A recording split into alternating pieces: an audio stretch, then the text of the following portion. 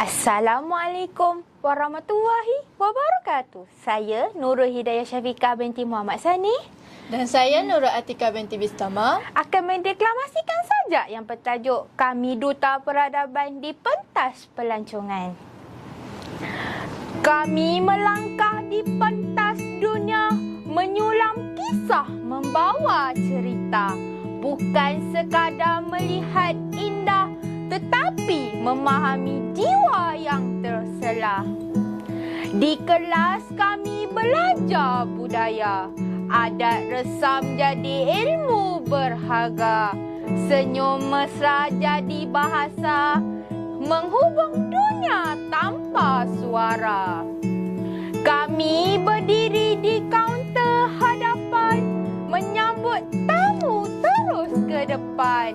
Setiap layanan penuh harapan, citra negara tersemat dalam ingatan. Peta di tangan bukan sekadar arah, tetapi paduan membuka sejarah. Dari desa hingga kota megah, kami mentaksir penuh amanah. Di lapangan, destinasi dan hotel, kami mengurus penuh amanah. Dari informasi hingga tempahan, segalanya penuh profesional dan berhemah. TVET pelancongan medan bakti, melatih diri jadi berkualiti.